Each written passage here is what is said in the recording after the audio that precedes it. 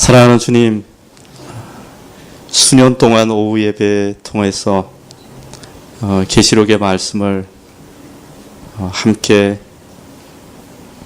탐구하고 듣고 또 이해하려고 애쓰고 또 우리 교회 가운데 계시록의 말씀들을 통하여서 하나님의 그 어미한 진리가 스며들고 뿌리 내리도록 저희가 간구하는 시간을 가지게 하신 것을 감사드립니다. 주님, 우리를 부르신 그 부르심의 어미함에 대하여 주님, 저희가 잘 깨달을 수 있도록 주님께서 은혜를 허락하여 주시기를 소원합니다. 주님, 저희는 이 땅에 살아가면서 수많은 일상과 또 하찮은 일들 가운데 우리의 삶이 얽혀 있을 때 주님, 저희를 불러서 주님과 함께 다스리게 하신다는 말씀이 무엇인지 잘 알지 못하고 실감 가지 않지만 주님, 저희가 믿음의 눈으로 저희를 일으키셔서 주님과 함께 앉히시고 주님과 함께 다스리는 자리로 부르신 것을 주님, 저희가 고백합니다. 사랑하는 주님, 저희의 삶이 그냥 일상 속에서 이런 일 저런 일들 가운데 지치고 부딪히는 것 같지만 우리를 부르신 그 치열한 영적 싸움이 누구와의 싸움인지, 그리고 그 싸움 가운데 마침내 승리하신 우리 주 예수 그리스도의 승리가 우리 삶 가운데 있는 것을 주님, 저희가 잘 실감하지 못하지만 사랑하는 주님, 저희를 어떠한 영적인 싸움으로 부르셨는지를 주님, 저희로 깨닫게 하여 주시기를 소원합니다. 사랑하는 주님, 수년 동안 교회 가운데 계시록의 말씀이 선포된 그 연유를 저희로 알게 하여 주시고 교회가 그 말씀 가운데 굳게 서게 하여 주시기를 주님, 간절히 소원합니다. 저희가 기도할 때에 또 저희가 삶을 살아갈 때 하나님과 함께 이 영적인 싸움 가운데 있는 것을 알게 하여 주시고 주님께서 이루신 그 큰 승리로 인하여서 저희 마음 깊은 곳에 위로를 얻게 하여 주시고 주님, 믿음으로 이 땅 가운데 서는 법을 배우게 하여 주시기를 간절히 소원합니다. 사랑하는 주님, 저희가 다시금 구합니다. 주님께서 계시록을 통하여 주신 말씀이 우리 삶에 선명하게 새겨지게 하여 주옵소서. 우리의 심령에 닻이 되게 하여 주시고 견고한 표가 되게 하여 주시고 흔들리지 않는 고백이 되게 하여 주시기를 주님, 소원합니다. 주님, 우리 교회를 붙잡으시고 사로잡으시고 그 심령을 이끄셔서 세상을 이기는 믿음을 허락하여 주시기를 소원합니다. 주님, 이 땅 가운데 살아가되 하늘의 삶을 사는 것을 주님, 저희로 알게 하여 주시고 또 그 가운데 굳게 서게 하여 주시기를 소원합니다. 주님, 오후 예배로 모였습니다. 주님께서 함께 하시고 또 말씀 가운데 주님을 만나게 하여 주옵소서. 예수 그리스도의 이름으로 기도합니다. 아멘.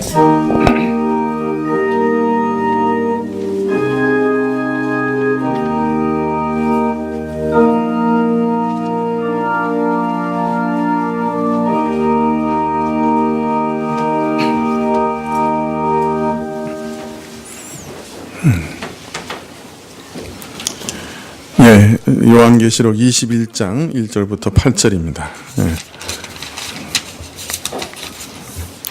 21장 1절부터 8절까지 말씀입니다.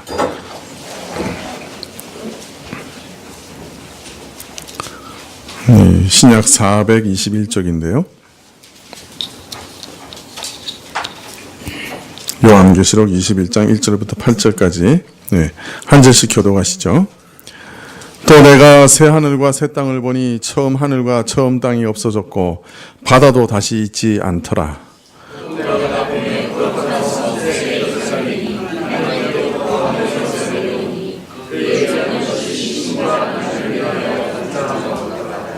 내가 들으니 보좌 앞에서 큰 음성이 나서 가로되 보라 하나님의 장막이 사람들과 함께 있음에 하나님이 저희와 함께 거하시리니 저희는 하나님의 백성이 되고 하나님은 친히 저희와 함께 계셔서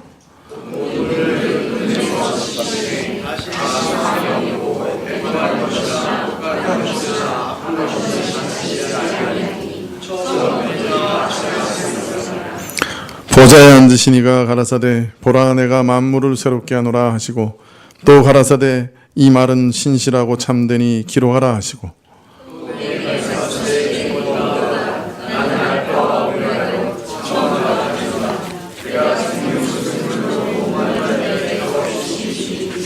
이기는 자는 이것들을 유업으로 얻으리라. 나는 저희 하나님이 되고 그는 내 아들이 되리라.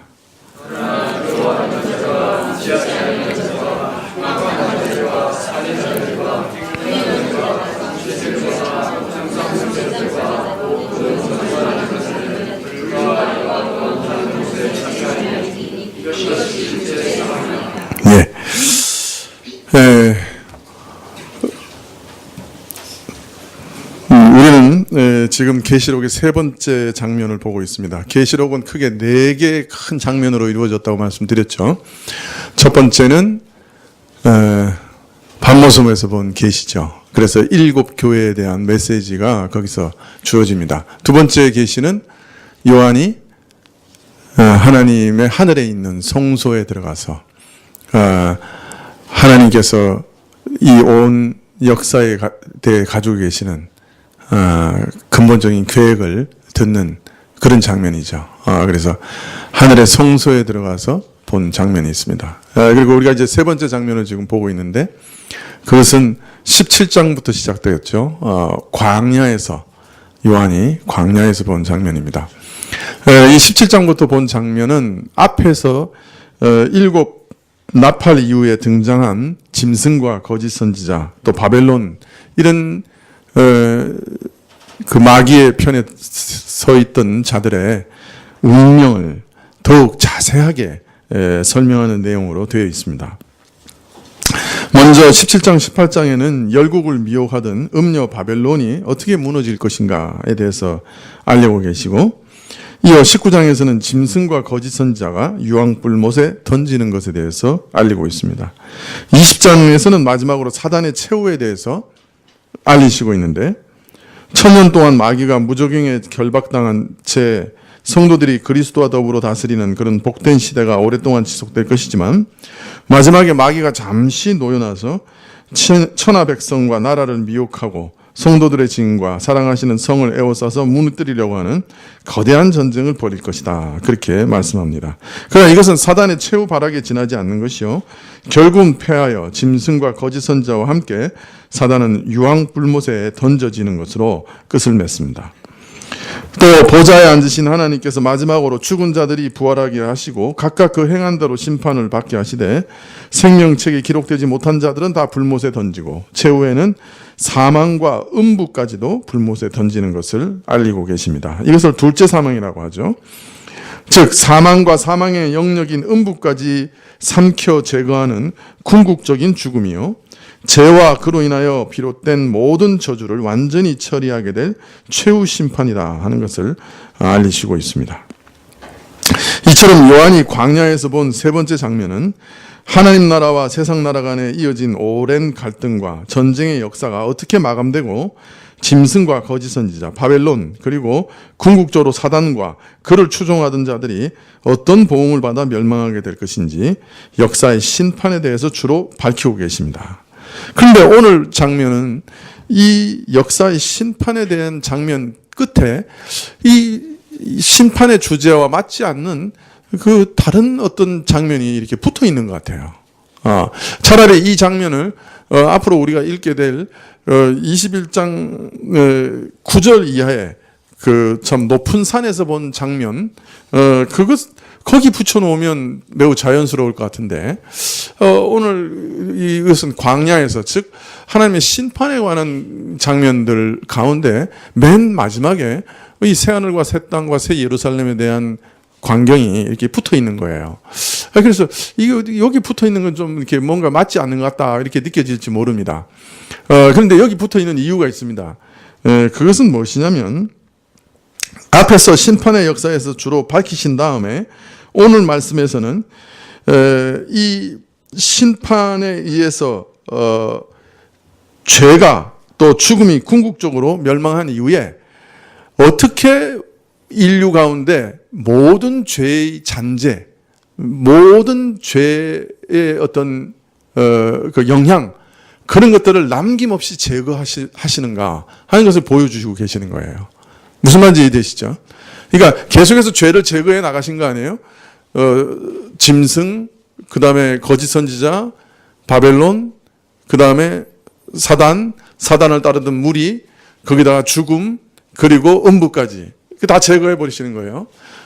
그리고 난 다음에 남은 무리들, 그러니까 생명책에 기록되어서 이제 생명책에 기록되지 않은 자들의 심판을 다 얘기하셨으니까 생명책에 기록된 사람들의 운명, 환난 중에서 믿음을 지킨 성도들의 마지막이 어떻게 될 것인가, 그걸 밝히면서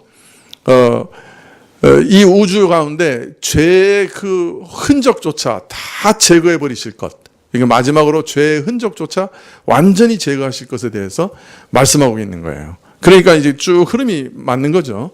그리고 나서 이제 21장 9절 이하에서는 다시 새 예루살렘 얘기가 다시 나오고, 새 예루살렘이 다시 내려오는 것처럼 얘기가 나와요. 그건 두 번 내려오는 거 아니고, 사실은 새로운 각도에서 새 예루살렘에 대해서 보고 있는 거예요. 그러니까 이 계시록의 특징이 앞에 내용이 나오고 그 끄트머리에 나왔던 중요한 내용을 그 다음 장면에서 확대 해석해서 자세히 보여주고, 그 다음에 또 쭉 얘기가 나오다가 그 장면의 맨 끝에 나오는 중요한 사건을 또 그 다음 장면에서 아주 확대해서 해석해주고, 그래서 이제 맨 마지막에 세 번째 장면에서 중요한 것은 새 예루살렘이거든요.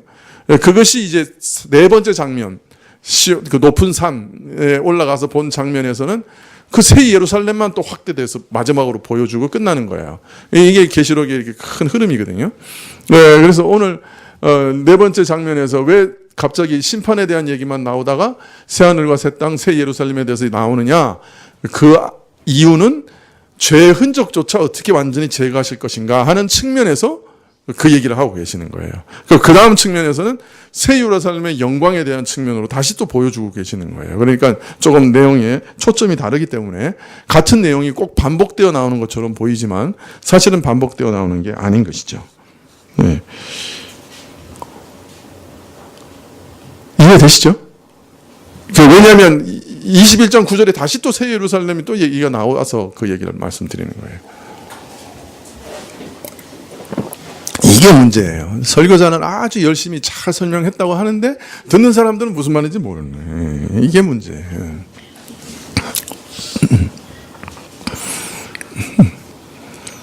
이 간격을 성령께서만이 메꾸실 수 있는가 아닌가. 예.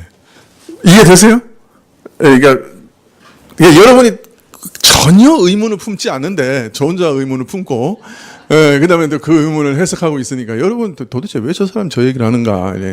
근데 사실은 이 장면에 이게 붙어 있는 게 매우 이상한 거예요. 지금까지 흐름을 봤을 때는. 왜냐하면 다 심판인데 이게 다음 장면으로 넘어가서 나와야지 자연스러운 건데 여기 붙어 있는 게 이상한 거예요. 그러면 사실은 읽는 사람은, 잘 이해하면서 읽어온 사람은 그 의문을 표현해야 되는 거예요. 왜 심판의 장면에 이게 궁극적인 영광의 장면이 나오느냐 말이야. 그 다음에 또 그 궁극적인 영광의 장면이 다시 나오거든요. 21장 9절 이하에. 높은 곳에서 본 장면, 완전히 장면이 새롭게 바뀌어서 다시 나오는데 왜 또 여기 굳이 이게 나오느냐 말이야. 그 이유를 잘 추적해야 사실은 계시록이 여기 새하늘과 새 땅에 대해서 얘기하시는 메시지의 핵심을 잡을 수 있는 거죠.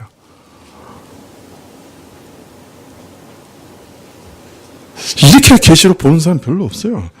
이렇게 자랑을 하는데도 몰라요. 뭐 자랑하는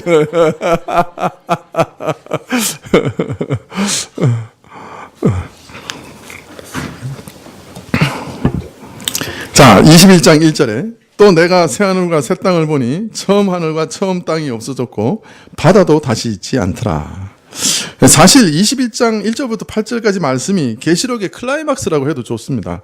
아니, 하나님의 오랜 역사 계획의 클라이막스죠. 역사의 종착역에 대해서 또 이렇게 함께 기록하고 있는 것이죠. 하나님께서 왜 인류를 지으시고 그 오랜 시간 역사를 이어오게 하셨는가? 역사의 궁극적인 목적이 뭐냐? 그걸 밝히고 있는 거예요. 이 참 대단히 중요한 장면이에요. 예, 바로 이 새 하늘과 새 땅 그리고 새 예루살렘이 그 역사의 궁극적인 목적이었다는 거예요. 어떤 면에서 우리 인생 살다 보면 이 인생 많이 괴롭잖아요. 얼마나 힘든 일이 많아요. 그죠?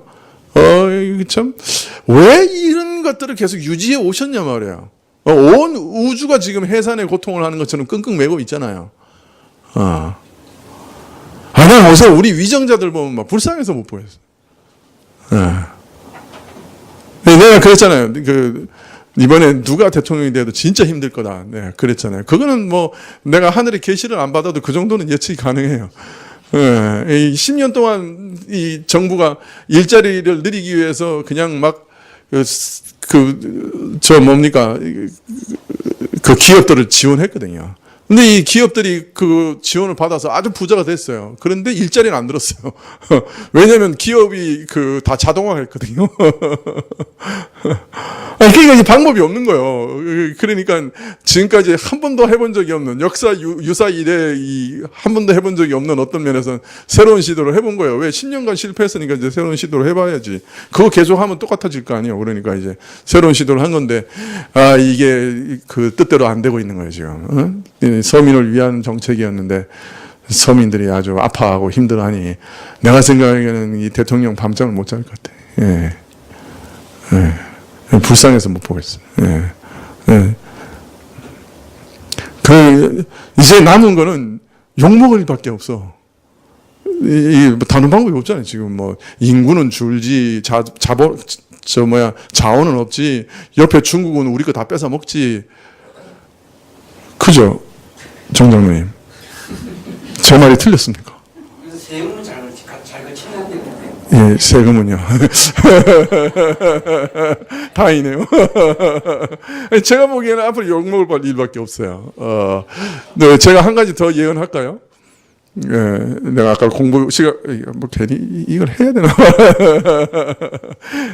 지금 미국이 굉장히 중요한 변화를 겪었어요. 그게 뭐냐면 셰일 오일이라고 해서 이게 예전에는 이걸 파낼 수가 없었어요. 기름이 있는 줄 알았는데 이게 모래나 이게 바위 속에 기름이 이렇게 묻어 있기 때문에. 근데 그걸 이제 모래하고 물을 아주 고압으로 쏘아가지고 바위하고 모래를 다 부수는 거예요. 그래서 거기서 이제 기름이 이제 나오는 거죠. 그 기름을 물 위에 띄워가지고 위에서 이제 빨아내요. 근데 그게 이제 옛날에는 엄청 비쌌는데 하여튼 누구 머리 좋은 사람이 아주 싸게 하는 걸 발견한 거예요. 지금 미국이 오일이 자급자족이 돼요. 이제 곧 수출까지 해야 될 상황이라. 근데 미국이라는 나라가 지금까지 왜 해군력을 막 유지하고 중동에 가가지고 막 그리 난장판을 치고 했냐면 기름을 자급자족 못했거든요. 그래서 그걸 이제 대외적으로 막 했는 건데 기름이 자급자족이 된단 말이에요. 그러면 미국 같은 나라는 혼자서 살 수 있는 나라예요. 기름 나오죠. 식량 나오죠. 필요한 거 다 있고 공업 제품 만들어낼 수 있는 기술력이 있고 혼자 살아도 돼요. 다른 나라가 필요 없어진 거예요 이제.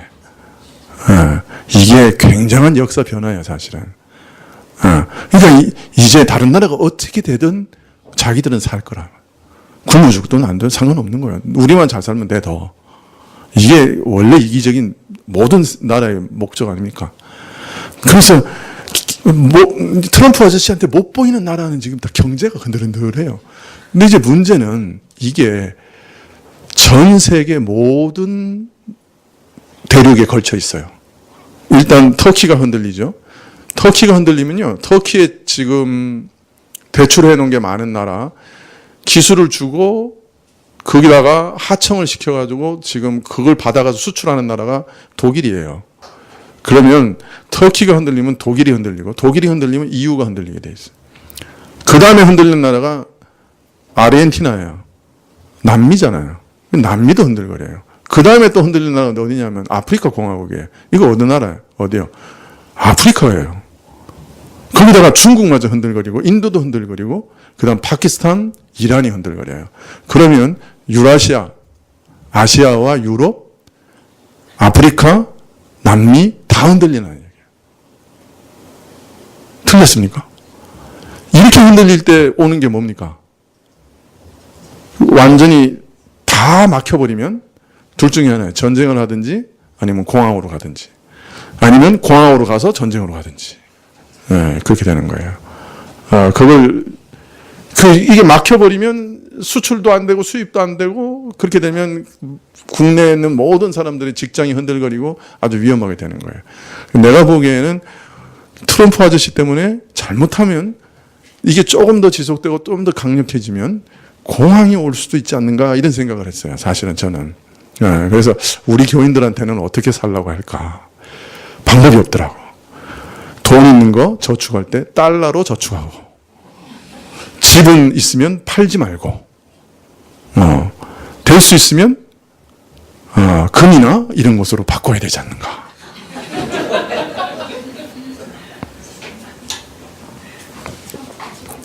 왜 제가 이런 얘기를 하는지 저도 모르겠습니다.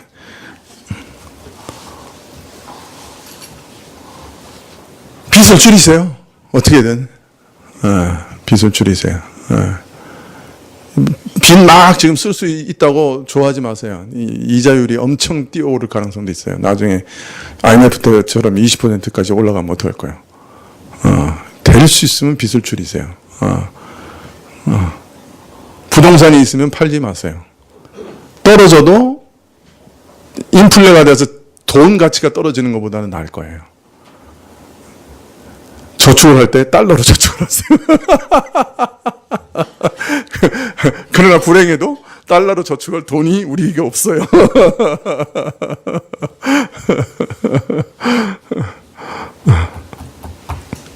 기도합시다.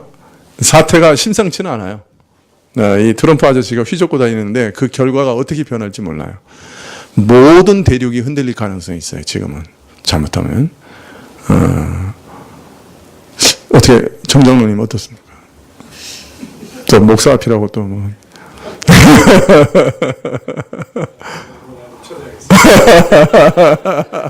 감사합니다.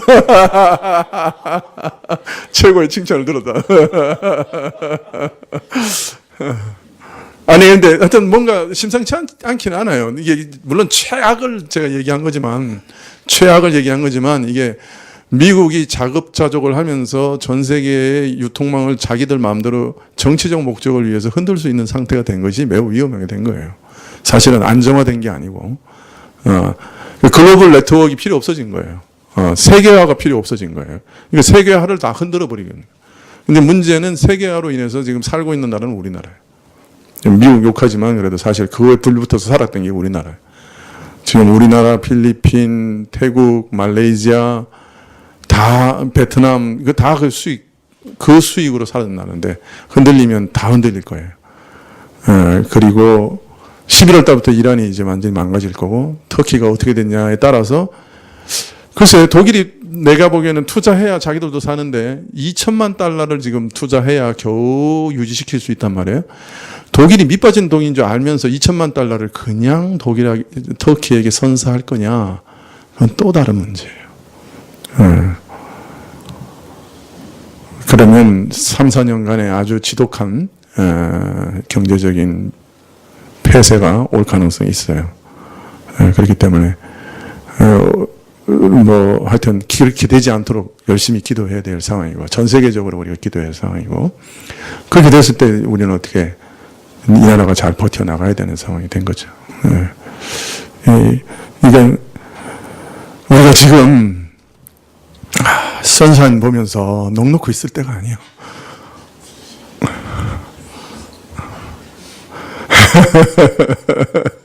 샤인샤인 보면서 넉넉히 있을 때가 아니에요. 지금 그 구한 말이 지금 우리하고 비슷해. 예, 전혀 다르질 않아. 그러니까 오히려 지금 경각심을 가지고 기도하실 때입니다. 믿으십니까? 예, 예. 그러나 우리에게는 새하늘과 새 땅이 있습니다. 너무 두려워하지 마세요.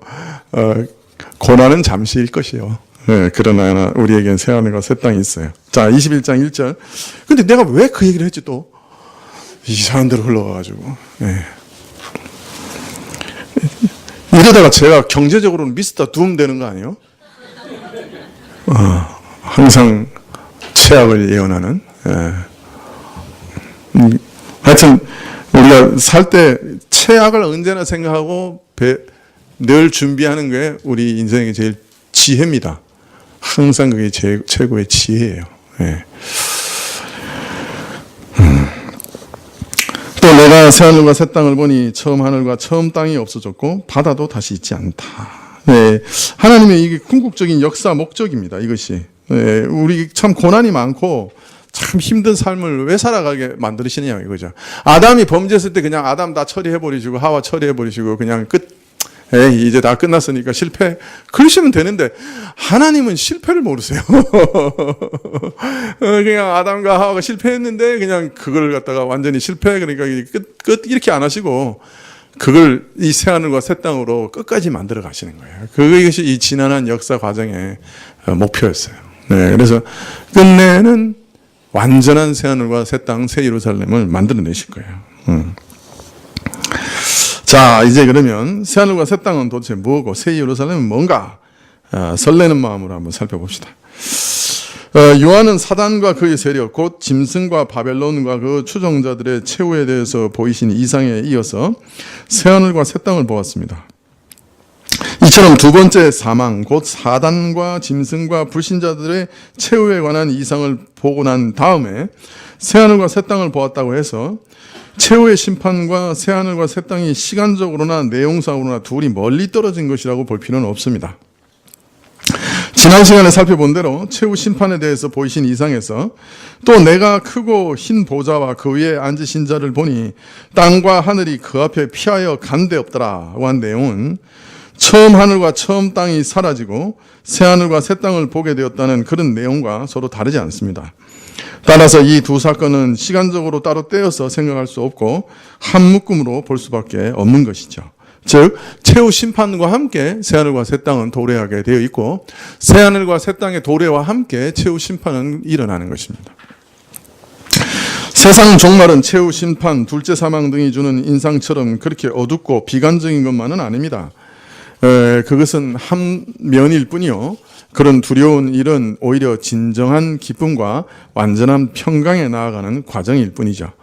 또 겪어야 할 단계인 것이죠. 세상 종말에 있을 복된 일에 대해서 그 긍정적인 면에 대해서 계시록 21장은 포괄적으로 알리되 한마디로 새하늘과 새 땅이 있게 될 것이다 이렇게 말합니다. 자, 여기서 하늘과 땅이란 말은 뭘 의미하는 것일까요?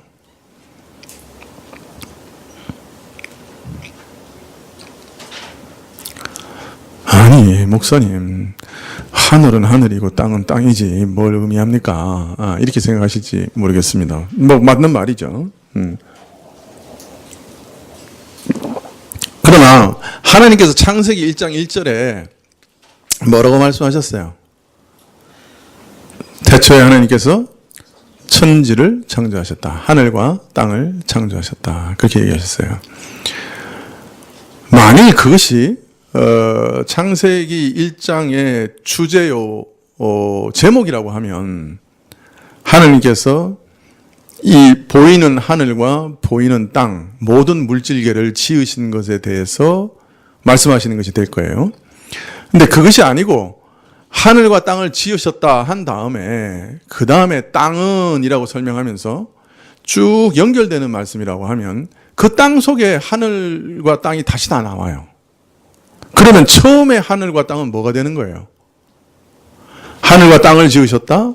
그 다음에 땅은 이라고 말씀하시는데 땅에 대해서 쭉 설명하는데 그 땅 속에 우주, 시공간, 뭐 하늘과 바다, 땅 다 나온단 말이에요.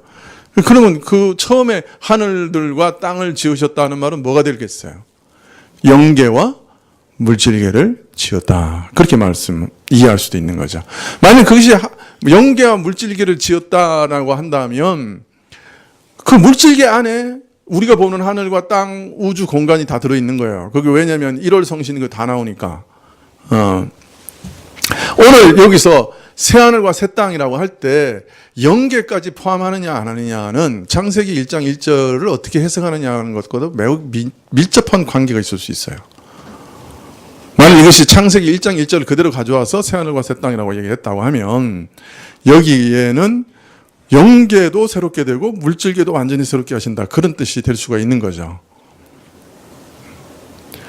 그러나 만일 그것을 그냥 표제어로 생각해서 제목으로 생각해서 새하늘과 새 땅이라고 한다고 하면 어떻게 되냐면 그것은 물질계가 완전히 새롭게 될 거다라는 얘기가 되는 거예요. 어느 쪽이냐?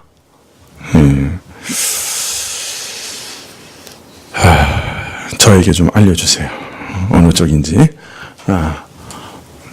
이 자료만 가지고는 명확하게 알 수 없어요. 그러나 하여튼 그런 가능성이 있죠.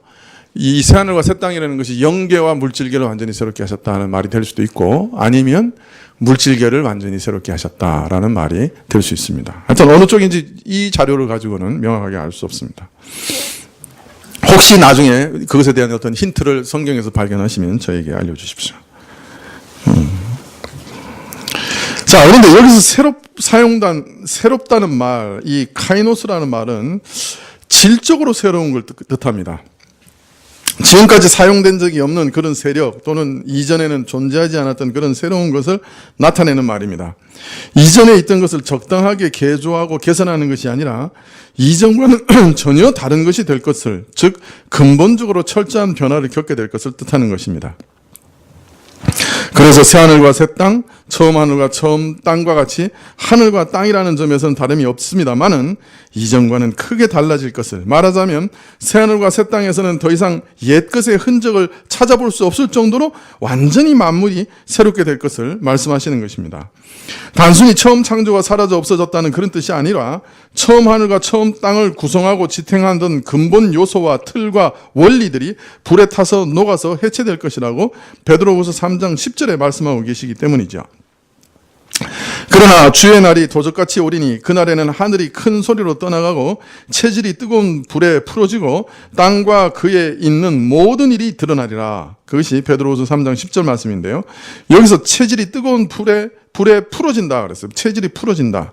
이 체질이라는 말은 어떻게 번역해야 될까요? 엘레멘트라고 하나요? 그 뭐라 그러죠? 엘레멘트 요소 그러니까 큰 기본 구성 요소. 이 땅을 지탱하는 틀, 이 피조계를 지탱하는 틀, 원리 이런 걸 뜻하는 거예요. 그런 것들이 녹아서 완전히 해체될 것이라 그래요. 물질의 기본 구성 요소들, 요즘 표현을 빌리자면 원자니 전자니 하는 그런 기본 입자들이 본질이 녹아서 해체되는 것은 물론이요, 아마도 시간과 공간이라는 틀조차 해체되어 지금과는 전혀 달라질 것입니다. 이것이 체질이 풀어진다는 뜻이에요. 현대적으로 해서 현대적인 단어를 가지고 말을 한다면, 한번 생각해 보세요. 여러분, 우리가 구성되어 있는 분자, 원자 이거 자체가 완전히 다 풀어져서 새로운 것이 되고, 시공간 자체도, 시간과 공간 자체도 완전히 새로운 것이 되는 그 세계가 어떤 세계일까요? 네, 가봐야 아는 세계입니다. 지금 우리는 상상도 할 수 없는 세계죠. 거기 더해서 만약 영계까지 완전히 새로워진다면 정말 이것을 천지개벽이라고 말해도 모자랄 정도의 그런 일이라고 할 수 있습니다. 우리 몸도 마지막 나팔 소리와 함께 완전히 홀연히 변화되고 이 땅의 것이 아닌 신령한 몸, 곧 죄로 더럽혀지고 저주받은 첫 창조에 속하여 죽어 썩어 문드러질 그런 몸이 아니라 영원히 죽지 아니하고 썩지 아니할 영광스러운 몸을 입게 될 것입니다. 우리 몸만 그런 것이 아닙니다. 더 놀라운 것은 우리 부패한 성품과 영혼이 완전히 변화될 것입니다. 그리스도의 날에 우리는 점도 흠도 없는 모습으로 나타낼 것입니다. 베드로후서 3장 15절에 그래서 권면하시기를 이 모든 것이 이렇게 풀어지리니 너희가 어떠한 사람이 되어야 마땅하뇨 거룩한 행실과 경건함으로 하나님의 날이 임하기를 바라보고 간절히 사모하라. 사실 새하늘과 새 땅이 되는 가장 근본 변화 중에도 최고의 변화는 뭐냐? 우리 악한 사람의 마음이 완전히 새롭게 변화되는 걸 얘기하는 거예요. 다시 죄로 침범받지 않고 다시는 범죄하지 않고 다시는 더럽혀지지 않는 완전한 새로운 마음으로 새로운 영혼으로 변화되는 거예요. 우리 몸이 변화되는 것뿐만 아니라 그게 진짜 중요한 거예요. 우리는 얼마나 많은 유혹을 받으면 얼마나 많은 죄를 우리 마음속에 쏟아내고 삽니까? 거기서 완전히 해방되는 거예요. 얼마나 놀랍습니까? 또 어떤 사람은 그러겠어요. 얼마나 심심할까? 예, 그날에 가면 그런 생각 안 날 거예요. 완전히 새롭게 될 겁니다. 예. 아직도 그 생각만 하면 웃음이 나는데, 제가 이 교회 처음 초창기 왔을 때 성경 공부를 막 하는데 어떤 집사님이 그러시는 거예요. 목사님, 천국 가면 뭐 해요? 갑자기 뭐 대답할 말이 없잖아요. 그래서 천국 가면 예배드리고 하나님을 만나고 막 이랬더니, 목사님, 일주일에 1시간 예배 드리는 것들이 힘들어 죽겠는데 영원히 그 예배 드리면 난 안 갈랍니다. 천국에 안 갈랍니다. 그래서 제가 배꼽을 잡고 웃었는데 지금도 아주 생각만 하면 웃어요. 그분이 오늘도 예배에 참석하셨어요.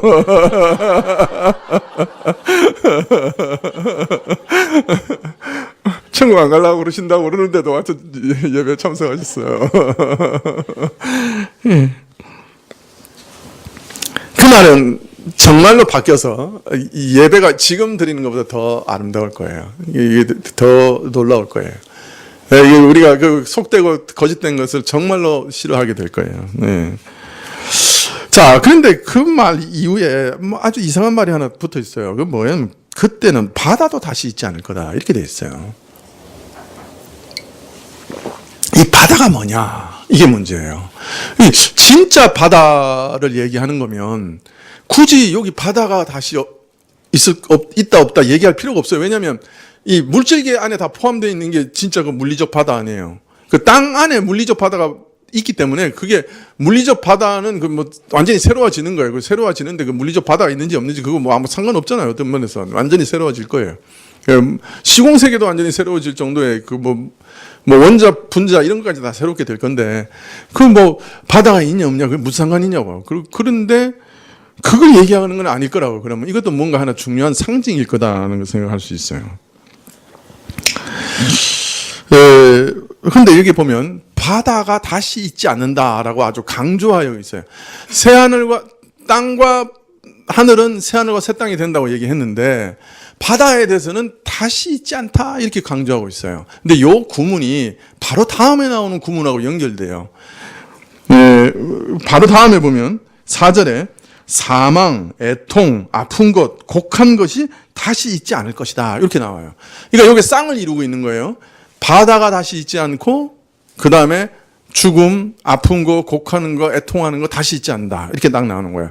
그러니까 이게 다시 있지 않는 시리즈 중에 하나야. 무슨 말인지 아시죠? 그러니까 이것이 어떤 면에서는 아까 얘기한 대로 죄로 인한 모든 결과가 다시는 있지 않을 겁니다라는 얘기예요. 여기 이제 다음 주에 다시 자세히 설명드리겠지만은 여기 21장 1절부터 8절까지의 새 예루살렘 얘기가 나오는 이유가 바로 그거거든요. 다시 있지 않을 거다. 그 얘기하려고 하는 거예요. 죽음의 어떤 결과도, 죄의 어떤 결과도 다시는 있지 않다. 이걸 강조하는 거예요. 그러니까 죄도, 그러니까 짐승도, 거짓 선지자도, 바벨론도, 사단도, 죽음도, 음부도 다시 있지 않는다. 그 다음에 바다도 다시 있지 않고, 그 다음에 애통하는 거, 병든 거, 슬픔, 눈물 다시 없어. 이거예요. 그러니까 모든 죄의 결과가 다시 없다. 그런 말이죠. 자, 그럼 바다가 뭘까요, 여기서?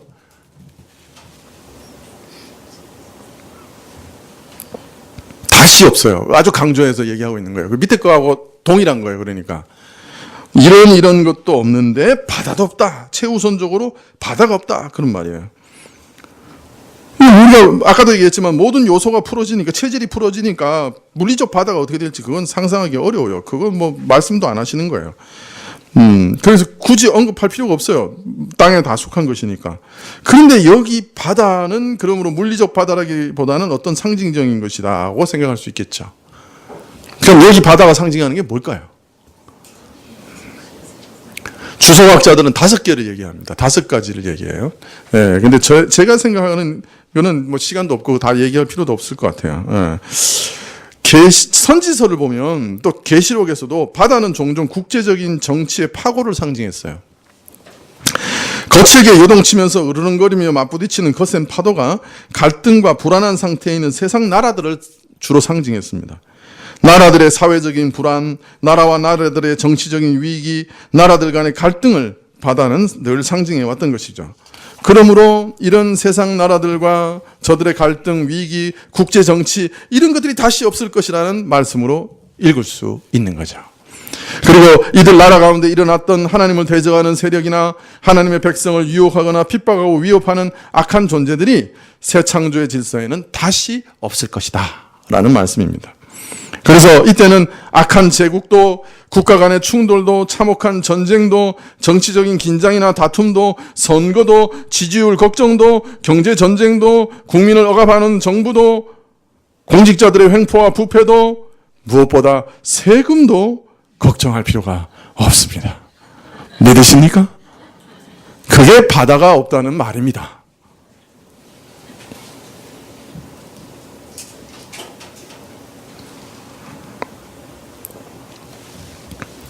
제국도 국가도 국가 간의 전쟁도 없습니다.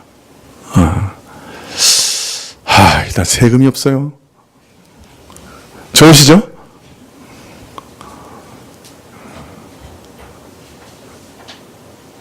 세금들 안 내시는 모양이네요.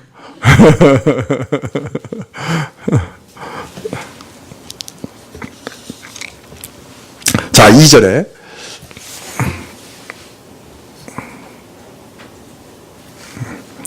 또 내가 보매 거룩한 성 새 예루살렘이 하나님께로부터 하늘에서 내려오니 그 예비한 것이 신부와 남편을 위하여 단장한 것 같더라. 처음 하늘과 땅과 바다 곧 첫 창조가 사라지고 없어지면서 새 하늘과 새 땅으로 다시 태어난 피조개를 이상으로 보이신 후에 새 예루살렘이 하늘에서 내려오는 이상을 요한에게 또 보이셨습니다. 여기에 나오는 이 새 예루살렘이 무엇을 가리키는가? 이것이 우리의 가장 중요한 관심사가 될 것인데요. 그런데 그것을 논하기 전에 우선 한 가지 분명히 밝히고 넘어가야 할 것이 있습니다. 새 하늘과 새 땅, 곧 신천 신지와 새 예루살렘의 관계가 무엇인가 하는 것입니다. 9절 이하의 내용에 보면 새 예루살렘은 성곽이 있고 크기가 일정하게 정해져 있어서 길이와 넓이와 깊이가 각각 1만 2천 큐빗이라고 하기 때문에 마치 새 하늘과 새 땅 가운데 일부를 거룩하게 구별한 것으로 보기가 쉽습니다. 1만 2천 큐빗이 한 1000km예요. 가로 1000km, 세로 1000km, 높이 1000km. 이 성의 크기가. 한반도만한 길이의 가로, 세로, 근데 더해서 높이. 에베레스트 산이 몇 킬로죠? 높이가? 예? 몇 킬로예요? 8,800이에요? 깎였어요? 우리 배울 때는 9,240몇 인가 뭐 그래? 맞나요? 8,000이에요? 하여튼 8km, 9km잖아요. 근데 1000km야 높이가. 와, 저 윗다리 좀 벗어도 돼요? 네.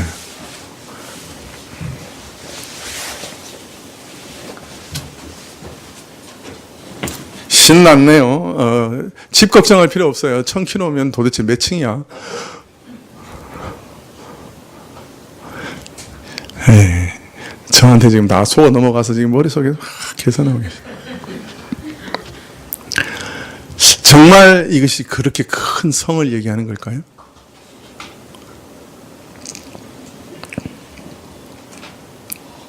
지구상에 새하늘과 새 땅이 이루어진 다음에 거기 가로 1000km, 세로 1000km, 높이 1000km의 성이 세워지고 거기서 우리가 살까요? 1000km면 몇 층이요? 3m가 1층이니까 천국이 3m일까? 한 층이. 지금 여러분 다 지금 저한테 속고 있는 거예요. 그 말을 하는 걸까요? 자, 그 다음에 또 9절 이하에 보면 그 내용이 새 예루살렘 성곽에 대해서 나오고 22장에 들어가면 또 여기서 흘러나오는 생명수에 대해서 나와요. 그 수정 같은 생명수가 흘러나와요. 그래서 만국을 소성케 해요. 그래서 마치 새 예루살렘은 만국 땅에 있는 모든 나라와 민족들과는 구별되는 특별한 장소다, 이런 생각을 가지기 쉬워요. 뭐 규빗이 나오고 뭐 높이가 나오고 이러니까 거기다가 또 어디 있어서 만국에서 중심에 있어가지고 거기서 뭐 샘물이 막 흘러나오고 막 이러니까. 네. 그러나 아래 이어지는 내용을 주의 깊게 살피면 새 예루살렘은 어떤 지리적인 장소를 가리킨다기보다 보기가 어렵습니다. 우리는 요한이 본 이상 그대로 하늘에서 영광스러운 새 예루살렘이 내려와서 새하늘과 새 땅에서 어떤 자리를 차지할 것이다, 이렇게 이해하기 쉬운데, 여러 번 말씀드린 대로 계시록에서 예수님께서 요한에게 보이신 그 계시는 일종의 상징입니다. 눈에 보이는 그대로 얘기하는 것이 아니라 앞으로 일어날 것을 상징을 통해서 보이신 것이란 말이에요. 그 본 이상, 그 모습 그대로 다 이렇게 이루어질 것이라고 보는 것은 계시록을 기록한 그 의도와는 전혀 맞지 않습니다.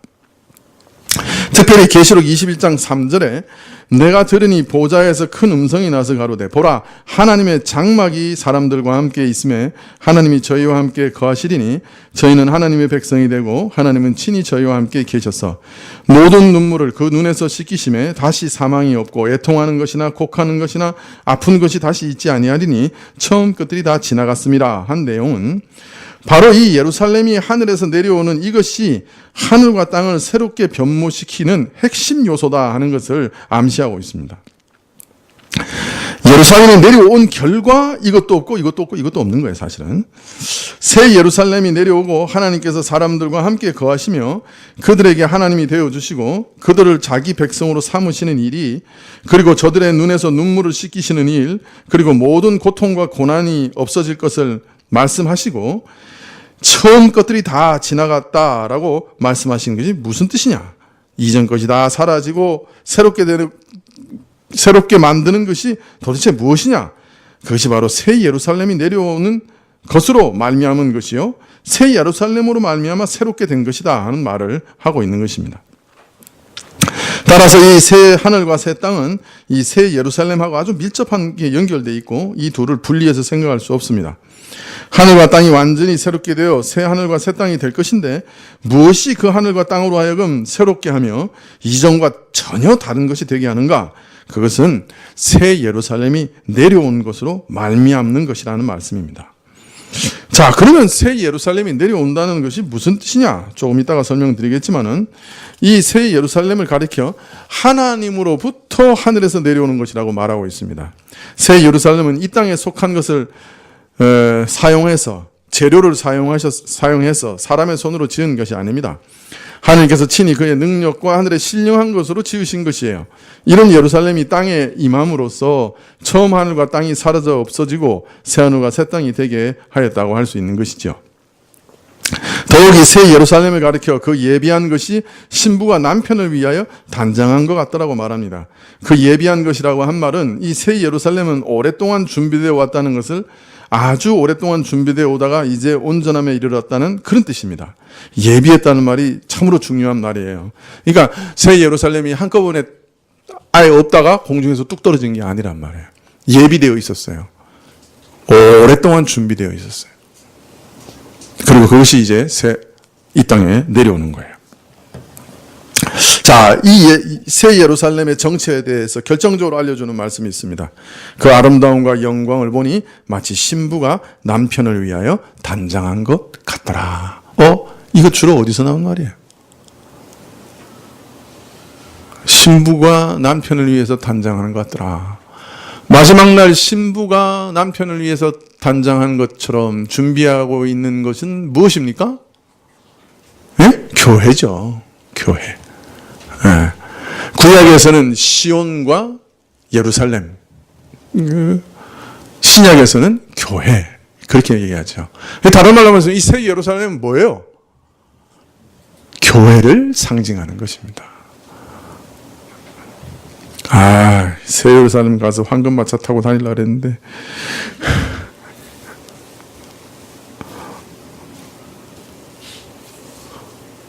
천메다가 되는 성에 고층에다가 펜트하우스 짓고 거기서 살려고 그랬는데 얘기가 달라지네요. 도대체 황금길을 보고 온 사람들은 누구요? 거기 가서 자기 집 문에 문패 달고 온 사람은 누구요?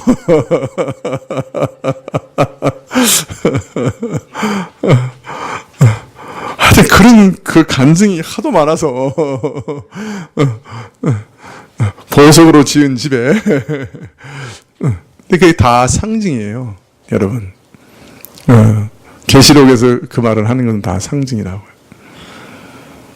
나중에 보면 예루살렘은 12개의 기초석으로 이루어져 있어요. 그 큰 성이 이 12석의 기초석에 이름이 써져 있는데 12사도의 이름이 써져 있어요.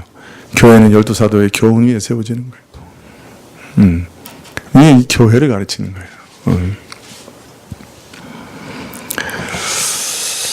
네, 예비한 것이 신부가 남편을 위하여 단장한 것 같았다. 자, 이런 새 예루살렘이, 교회가 하늘에서부터 내려오는 것이 무엇을 뜻하는가 하는 것을 알리는 것이 3절 말씀입니다.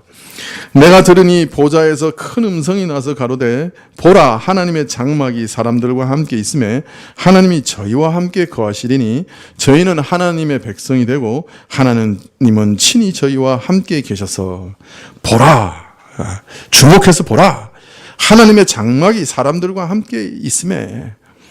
여러분, 이 장막이 사람들과 함께 있다는 말은 뭘 의미하는 걸까요? 우리는 그림같이 이미 이 모형을 봤어요. 어디서 봤어요?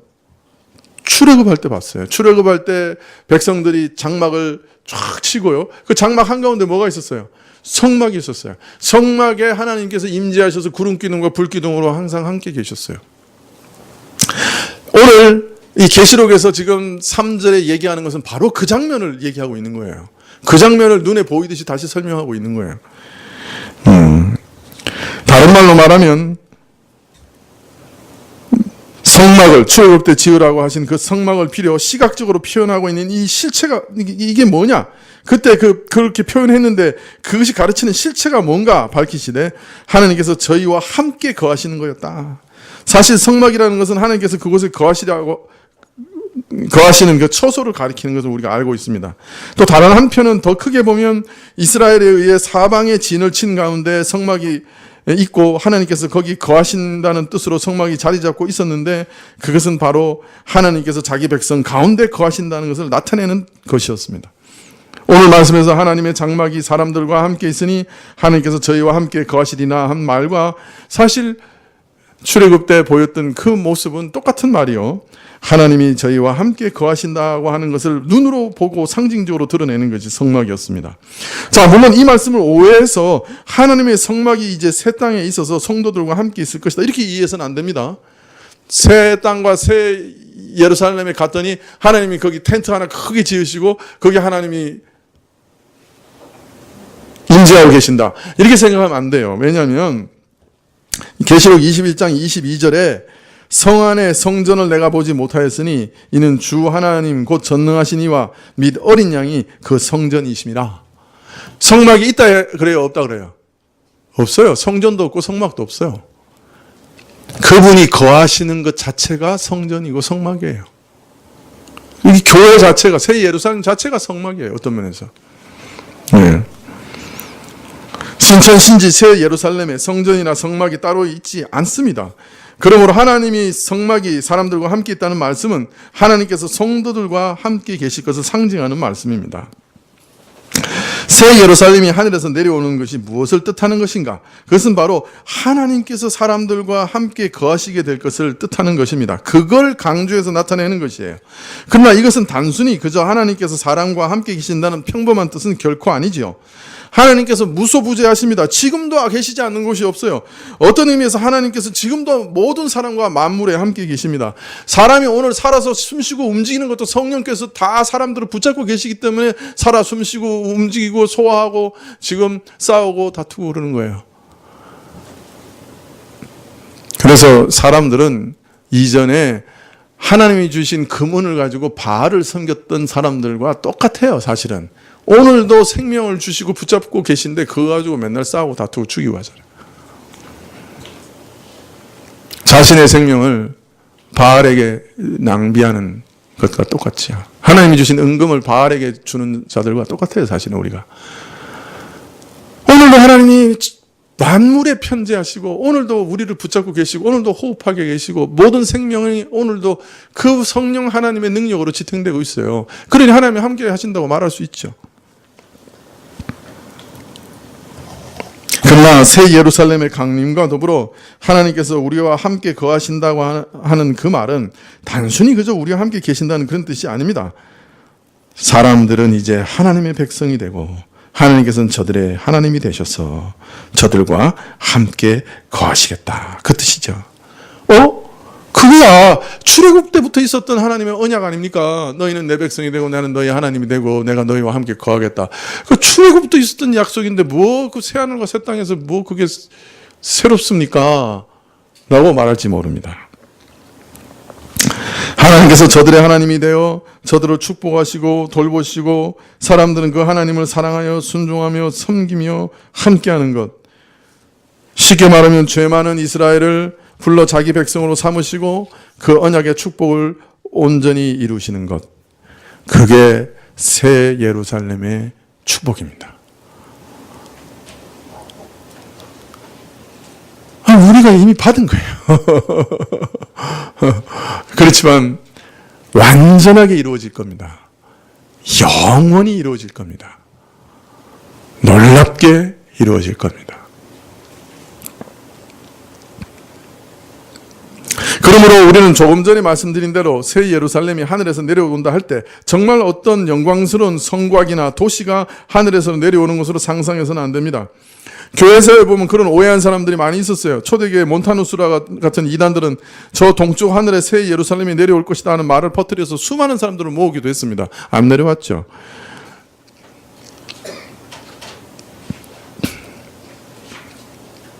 최근에 유행하는 어떤 이단은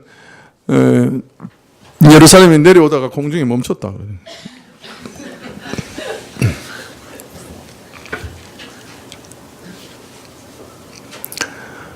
니들이 14만 4천을 채워야 내려온대.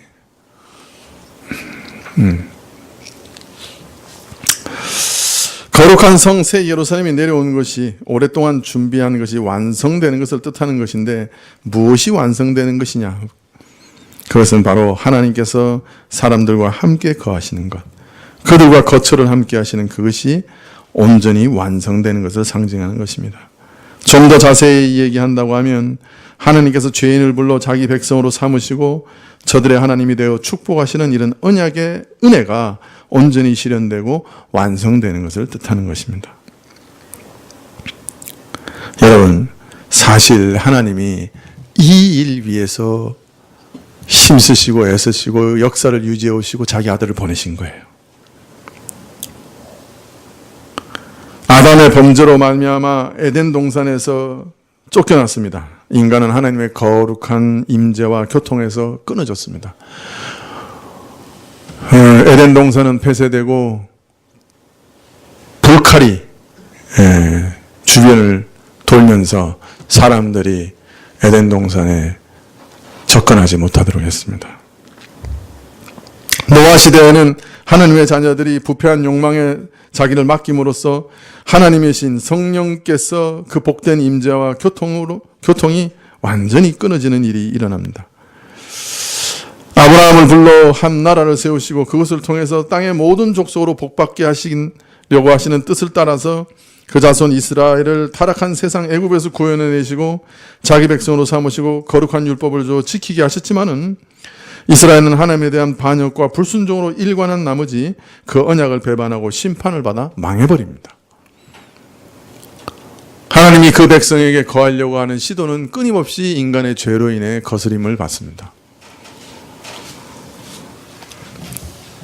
그리고 그리스도께서 오셔서 구속을 이루신 이후에 그에게 속한 그를 믿고 따르는 모든 자들에게, 교회에게 끊임없이 이 언약의 축복을 베풀어 오셨습니다. 그러나 그 교회들도 중세시대 때 거의 이 언약을 배반하고 믿음을 배반하고 멸망할 뻔했습니다. 지금 우리나라도 참 한심한 지경입니다. 그런데 새 예루살렘의 강림과 더불어 하나님께서 사람과 함께 거하시겠다고 하셨던 그 언약의 역사가 이제 드디어 완전하게 완성이 될 겁니다. 하나님의 본래 계획하신 선하신 뜻과 목적, 곧 죄인을 불러 자기 백성을 삼으시고 그들로 하나님의 거룩한 아들 삼으시고 백성 삼으시는 그 언약의 축복 완전히 이루어질 겁니다. 그 백성은 백성답게 완전히 성결하게 될 것이고 하나님께서는 그들과 함께 영원토록 거하실 겁니다.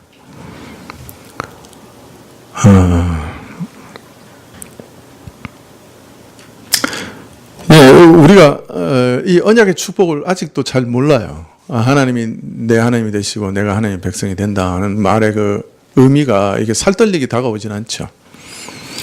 그러나 우리가 신앙생활을 하면서 하나님의 은혜를 받으면 조금 맛봐요. 아주 그림자 같이 맛봅니다. 기도할 때 하나님의 임재를 체험하고 하나님의 따뜻한 은혜가 느껴지면 세상과 나는 간 곳 없다. 그저 하나님 때문에 기쁨과 감사하는 마음이 우리 심령에 밀려오기도 하죠.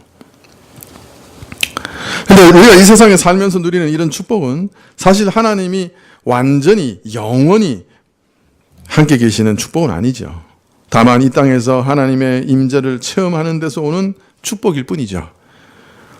어떻게 하나님의 임재를 체험하는가?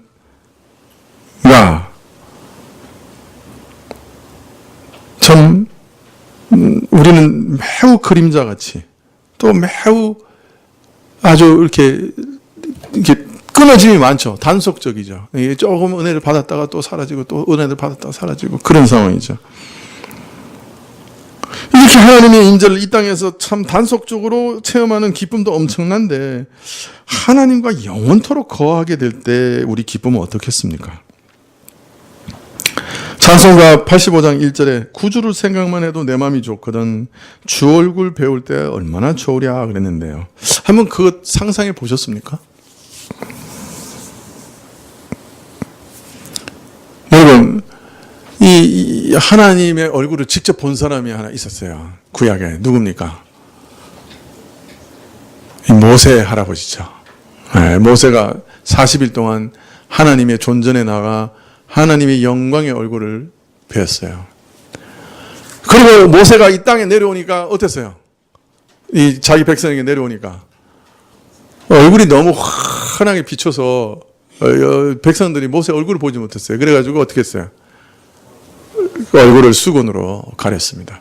썩어 문드러질 육신이 하나님의 영광을 잠시 체험했는데 영광에서 영광으로 변해서 너무 영광스럽게 빛나니까 백성들이 그 얼굴을 보지 못했어요. 그래가지고 수건으로 감았다.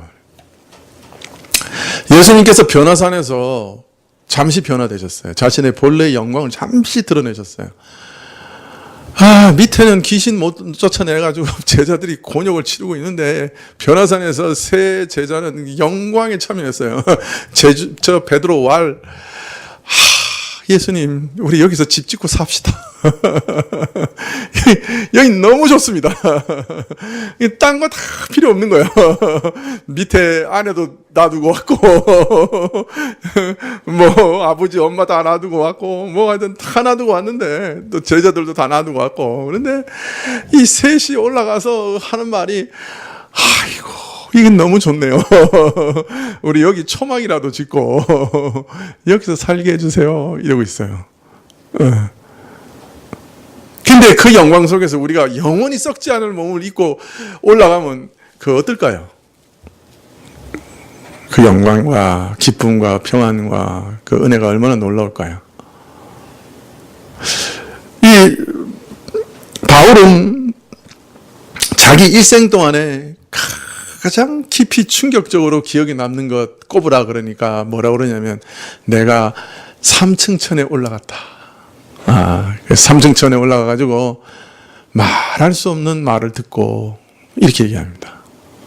그게 일평생 어떤 면에서는 어떤 면에서는 자랑하고 싶은데 입 꾹 다물고 참고 있었던 거예요. 그런데 이제 사람들이 하도 너 거짓 선지자지 거짓 선지자 그러니까 이게 어떤 면에서는 그냥 탁 터트려낸 거야. 그게 뭐냐면 내가 3층 천에 올라갔었다. 그리고 거기서 말할 수 없는 말씀을 들었다. 예.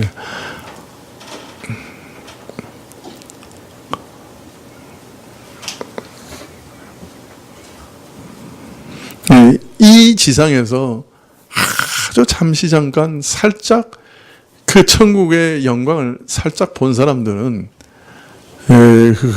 뭐라 그래요? 그거 매료돼가지고 일평생 그거 바라보고 살았어요. 사실.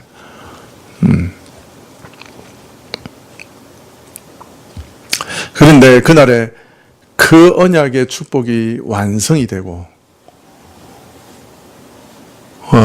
우리도 영원히 썩지 않는 몸을 입어 영광 속에서 나 자신도 영광을 충분히 수용할 수 있는 사람이 되고 그리고 충만한 영광 속에 들어갔을 때 우리는 어떨까요?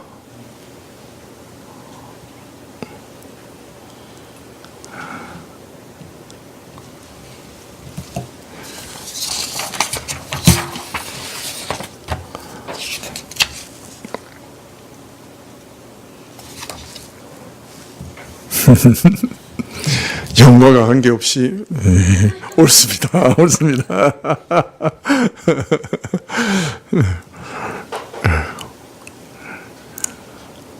여러분 한번 이번 주에 한번 묵상을 해보시면 좋을 것 같아요. 한번 묵상을 해보시면 좋을 것 같아요. 네. 이 썩어질 육신을 입고 있었던 사람이 아주 찰나적으로 그 하늘의 영광을 보았을 때도 그 영광이 참 이렇게 대단했는데 영원히 썩지 않고 그 영광을 이젠 수용할 수 있는 몸으로 변한 사람이 그 영광에 참여하게 될 때 얼마나 대단한 기쁨과 즐거움과 능력을 경험하게 될까요? 한번 좀 묵상하시면 좋을 것 같아요. 네. 네, 청교도 중에 어떤 분은 하루에 1시간 동안 천국에 대해서 묵상하고 30분 동안 지옥에 대해서 묵상했다 그래요. 그 결과가 우리가 그 여성도 성경 공부에 지금 읽고 있는 책이죠. 그죠? 우리가 뭘 읽고 있어요? 6개월 지났으니까 다 잊어버렸죠? 네, 성도의 영원한 안식이라고 하는 책. 누가 썼어요? 네? 리처드 백스터가 썼죠. 네, 그분이 그렇게 하루에 1시간씩 천국에 대해서 묵상했대요. 그래서 그런지 성경에서 아주 그냥 샅샅이 뒤져가지고 좋은 책을 쓰셨어요. 네.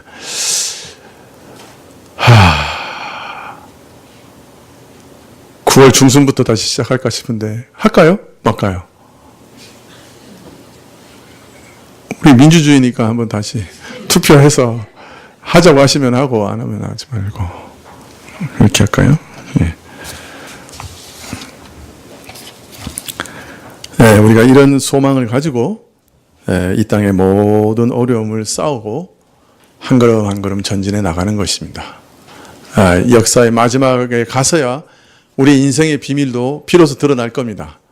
왜 이렇게 고생하게 하셨는지, 왜 이렇게 억울한 일을 많이 당하게 하셨는지, 왜 이렇게 답답한 일도 많이 당하게 하시는지, 왜 기도할 때마다 기적을 번쩍번쩍 안 내려주셨는지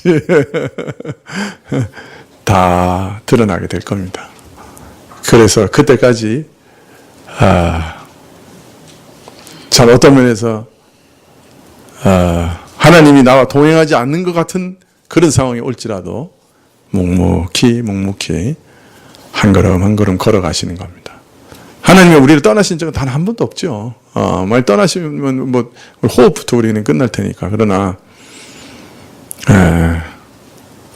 혹 그렇게 보이는 그런 건조기가 있다 할지라도 이 나를 바라보면서 그날에 모든 것이 드러나리라 그러셨잖아요. 모든 것이 다 드러나리라. 다 드러나는 날에 그 모든 이유까지 다 알게 되는 그날에 우리가 온전한 기쁨과 찬양을 드리게 될 줄 믿고 나가는 것입니다. 기도하시겠습니다.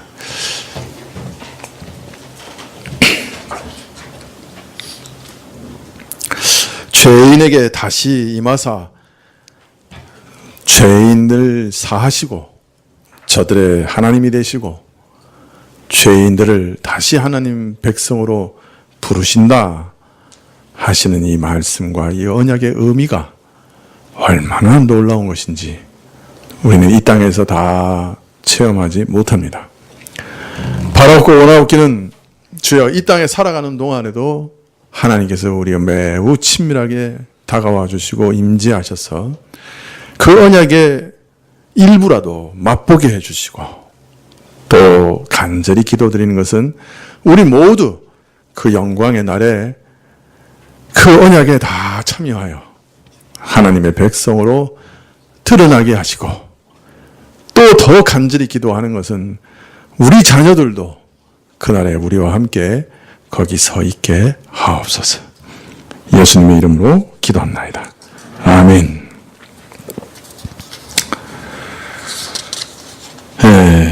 85장 한번 찬양 드리시죠. 찬송가 85장입니다.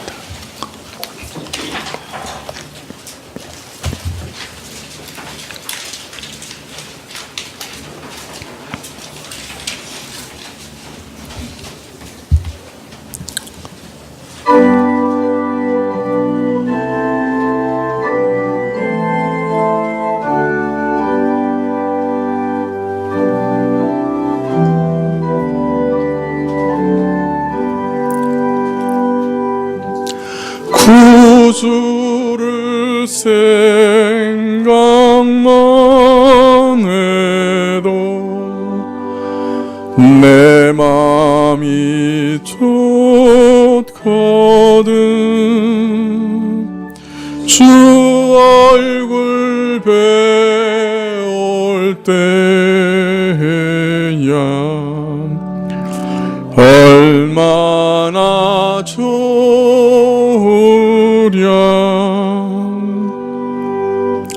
만민의 구주 예수여 귀하신 이름은 천지의 온갖 이름 중 비할 데 없도다. 참 회개하는 자에게 소망이 되시고 구하고 찾는 자에게 기쁨이 되신다. 예수의 넓은 사랑을 어찌 다 말하랴. 그 사랑 받은 사람만 그 사랑 알도다.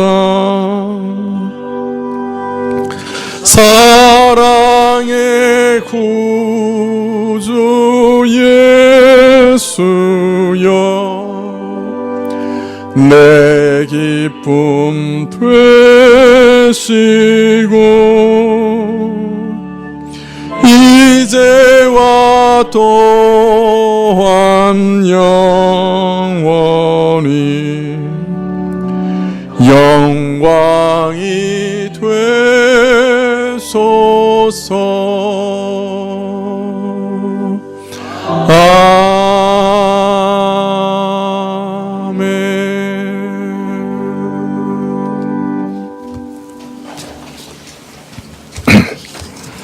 네, 주님 가르치는 기도로 예배를 마친 후에 몇몇 분들을 위해서 기도해 주시면 좋겠습니다. 먼저 육신이 좀 연약해지시고 연배가 많아지셔서 예배에 잘 참석 못하시는 분들이 꽤 많습니다. 우리 최은석 권사님 그러시고 이성호 권사님, 또 이성호 권사님 남편이신 김봉열 집사님, 또 윤희로 성도님, 또 배순 집사님 그 시모도 좀 요새 못 나오시죠. 이렇게 지금 연배가 많으시고 건강 문제로 예배 참석 못하시는 분들이 이렇게 많은데 이분들이 끝까지 믿음의 경주를 완주하실 수 있도록 지켜주시도록 위해서 기도해 주시고, 또 우리가 이분들 이제 계속 신방하려고 매우 노력하고 있긴 한데 우리 교역자들에게 더 힘을 주셔서 끝까지 잘 돌봐드릴 수 있도록, 뭐 우리가 할 수 있는 건 별로 없지만 그러나 끝까지 잘 할 수 있도록 위해서 좀 기도해 주십시오. 온서이가 지금 이제 미국으로 출발을 했을 건데 6년간 또 아주 치열한 공부를 해야 됩니다. 잘 할 수 있도록 특별하게 좀 기도해 주시면 좋겠습니다. 주님 가르치신 기도로 예배를 마치겠습니다. 하늘에 계신 우리 아버지시여, 이름이 거룩히 여김을 받으시오며 나라의 임하옵시며 뜻이 하늘에서 이룬같이 땅에서도 이루어지이다. 오늘날 우리에게 일용할 양식을 주옵시고 우리가 우리에게 죄 지은 자를 사하여 준 것 같이 우리 죄를 사하여 주옵시고 우리를 시험에 들게 하지 마옵시고 다만 악에서 구하옵소서. 대개 나라와 권세와 영광이 아버지께 영원히 있사옵나이다. 아멘.